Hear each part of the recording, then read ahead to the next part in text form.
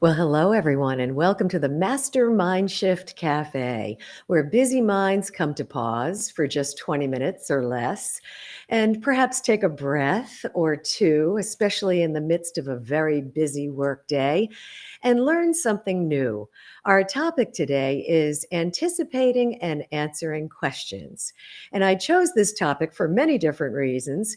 First of all, as a coach and an executive trainer, when I teach presentation skills training, I'll tell you, it's amazing how much stress just the anticipation of answering questions brings people. And if you've ever done work with me in the past, you know that as stress rises, access to our logical thinking or our executive brain decreases. So we have to keep our eye on that. We have to be able to recognize and regulate our stress and also think about the connection between stress and time. I mean, we are in business, so time is money. And if you're overstressed about anticipating and answering questions in the midst of a presentation, you're not putting out there the best that you can be, your executive presence, so to speak. So, my name is Donna Ristigian Mack, and I'm the founder and the president of iVoice Communication, leadership communication for this new and this very different business world of ours. We have so many more opportunities to speak and connect and communicate, especially, in this day and age, for two main reasons. First of all, to keep business strong and to create those healthy human connections, because true leadership requires both. So here's what we're going to do over the next few minutes. We're going to take the first half of this program and really focus on anticipating questions. And then the other half, give or take, and focus on actually answering those questions. So as we get ready to dig in today, a couple of recommendations. First of all, take another nice deep breath. Okay, do your best to quiet your devices so you can focus, right? So you can be present right here, right now. And I highly recommend taking notes as best as you can. And keep in mind, you have the opportunity to pose a question anytime during the Mastermind Shift Cafe. Unfortunately, we're not able to speak live, but you can pose a question inside of the chat box. So look at your screen, look over to the right, find chat, and then why don't you take just a moment and do that? And then maybe you can take a moment and just type in what town or what region of the country you're coming in from today. Okay, as we start our program or our lesson today on anticipating and answering questions. First of all, you want questions. It's amazing as a coach and a trainer how many people I speak with, they don't want questions. They fear questions. So because of that, what do? They really spend way too much time doing their best to not have any questions by overloading their presentations. And I'll tell you, when you overload your presentation, you're really doing yourself a disservice and you're doing your audience a disservice as well. You're doing yourself a disservice because, as the person who's up there, the leader who is doing her best or his best to communicate effectively, when you fear questions, you're not exuding your professional presence or your executive presence. And you're doing a disservice to your listeners as well, because, we're just living in this time of what we call communication overload. So if you are overloading your presentation with way too much information, they're going to shut down, right? Your listeners, your audience, they're going to shut down a little too soon. And that is not how you become a more influential or a more persuasive communicator. So first and foremost, remember, you want questions and you want to encourage them. So that leads me to my second point today, and that is making sure that when you start your presentation, you tell them when the question and answer session is coming up. If you noticed at the beginning of this presentation, I mentioned the fact that we wouldn't be able to speak one-on-one. We wouldn't be able to speak live because this is indeed a virtual presentation. But you can pose your questions anytime through the chat box. So if you have a virtual presentation coming up soon and you do want to open it up to questions, then make sure you obviously know your technology. And keep in mind, your technology is different on LinkedIn Live than it is on, say, Zoom or Teams. So make sure you have your technology down and test it, obviously. And then tell people, be very clear about when the Q&A or the question and answer session is coming. If you're in a more live or virtual setting and you do have the opportunity to field questions live, you might want to tell your audience or your listeners that you've devoted a specific amount of time to the question and answer session. So, for example, you could say something in the beginning of your presentation like, it's really nice to be with you. We have about an hour together today, and I have made sure that I have devoted about 15 minutes of our time specifically for your questions. And that question and answer session is coming up towards the end of our presentation. So again, know when the Q&A needs to come, whether or not you are going to give people the opportunity to pose questions at any time, or you're going to have the question and answer session at the end, and then be very clear and communicate that to your listeners. Of course, the big question is, what questions should you prepare for? Now, I was working with a woman the other day, and she was preparing to do a presentation. It was going to be about 30 minutes long. And in her audience, she was going to have about a half dozen senior leaders. And her job was to sell herself, basically to sell herself and her services. So here's what she decided to do. She decided to come up with 4 main topics to talk about, topics that she thought her listeners would be very interested in and very curious about as she sold herself and she sold her services. Now, considering the people in her audience were more senior leader oriented or were executive leaders, she wanted to make sure that her presentation, she kept it more high level, okay? Because she realized she didn't want to give these senior leaders too many details. They didn't need too many details.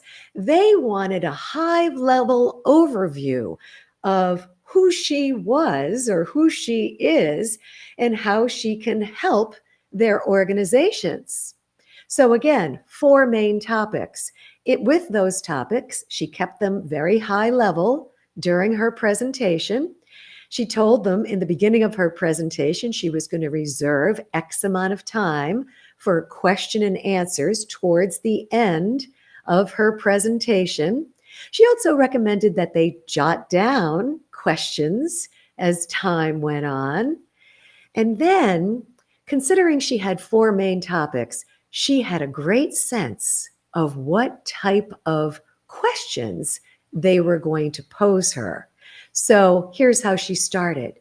She started writing down the questions she felt as though they were going to be asking her. And then she practiced answering those questions. Remember, leadership communication is experiential. We learn through experience and we learn through practicing. And here's how she practiced. After she wrote down the questions, she practiced answering the questions following a framework. And the framework that I use is called HUE. Now, HUE is an acronym for the following. You might want to write this down. The H stands for headline. So when somebody poses a question to you, you want to do your best to answer that question using a headline. Why? Because in a headline, you are being as clear and direct as possible, and you're not giving them too much information. So that's what the H stands for. The E stands for a few examples. You might want to give them a few examples following your headline or talk about your experience. The E can also stand for your experience. So again, H is the headline, E is your experience or a few examples, and then the W can stand for two different things. The W could either stand for a wrap-up sentence, or the W could stand for just wrap it up, just stop talking. All right, so let me explain. Let me give you an example here. Say you pose the question to me, Donna, why do you drink so much water?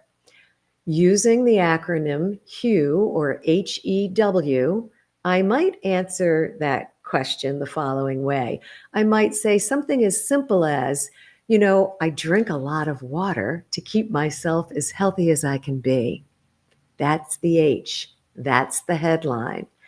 I might follow that with a couple of examples and say something like, my doctor recommended that I drink at least 100 ounces of water every day, or, 10-ounce glasses of water every day. That's an example. And I also might say something like, when I speak and I communicate, sometimes I get nervous and sometimes I get parched, and water absolutely keeps me hydrated. So again, another example. And then the W, just wrap it up and stop talking. Or you can use a wrap up sentence. Let me give you an example that way. So again, Donna, why do you drink so much water? Headline, I drink a lot of water to keep me as healthy as I can be. Couple of examples. My doctor recommended that I drink at least 100 ounces of water a day, and water helps to keep me hydrated, especially when I get parched. And, that goes to prove why I always have water by my side, especially when I'm speaking and presenting and communicating. So that last part was the wrap-up sentence. So one more time, answering questions in a way that's as concise as possible, following the framework of HEW, H-E-W, headline, examples, or your experience, and then wrap it up and stop talking. And I'll tell you, when I usually say those words, just stop talking, so many of the people I coach and train find discomfort in that statement. Just stop talking. Because we as humans want to give people more, and we are uncomfortable in that silence. We're uncomfortable just making a point and then standing in what we call our powerful silence. So, how do you overcome that? First of all, notice the discomfort. So, be aware of discomfort and know that it's common, know that it's normal, and practice it. So, as you're practicing your questions, remember you have a list of questions. Now you're going to answer those questions in a way that is compelling, but also very concise using the framework HEW, and then practice standing in what we call your powerful silence. These skills are not easy skills, but are they learnable? They are absolutely learnable. So, what questions will people be posing to you? Can you follow the framework HEW? And just a little sidebar here. Every once in a while, somebody will pose a question to you, and you will realize your gut instinct knows that before you answer this question, you do need to give them a little background information first. If indeed you are answering a question and need to give them a little bit of background information first, I highly recommend you tell them that. And say something as simple as, before I give you that clear and direct answer, because it's coming, let me give you a little background information first. It's really important that first and do your best to keep that background information as concise as possible, and then give them the direct answer, followed by your silence or your powerful silence. So much of what we teach during the Strength and Presentation Skills program is executive presence, because we know so many people listening today, they have the knowledge, right? You have the knowledge. You are an expert in your field. So what do we want to put out to the world as you do your best to exude your executive presence? Obviously, your knowledge and your ability to be calm in the storm, your ability to really speak quickly on your feet, all right, and your ability also to be resourceful. Okay, so sometimes it takes people a moment to think about the answer. So if somebody poses a question to you and you cannot think of an immediate answer, what I highly recommend you do is take a moment, take 2, 3, 5 seconds and think. Okay, because when people actually see you thinking, don't view that as a negative thing to do. You are doing your best to find the best possible answer and to formulate a question or to formulate an answer to a question that's not only compelling, but also concise. And one last note I want to make about that. If you do need to stop down to grab that answer and formulate the answer to that question, there's nothing wrong and everything right with speaking back the question to the person who posed it. And when you speak back the question to the person who posed it, it does give your mind an opportunity to formulate the answer, hopefully following HEW, right? Following the framework of HEW. Give them a headline, give them a couple of examples, and then wrap it up. Okay, before we wrap up today, because I promised the Master Mindshift Café a new lesson in 20 minutes or less every single time we open the cafe, do we have any questions? Do we have any additional questions in the chat box today? Feel free to throw them in there right now. And as you do that, I want to remind you about the Strength and Presentation Skills program that is coming up very soon. It's a part of my signature program. And basically what it is it's 9 hours of group training, 3 hours a day, 3 consecutive afternoons. And so it's a total of 9 hours of group training, in addition to some personal one-on-one coaching. Again, it's coming soon, and there's a link to the Strength and Presentation Skills program inside of the chat box right here, right now.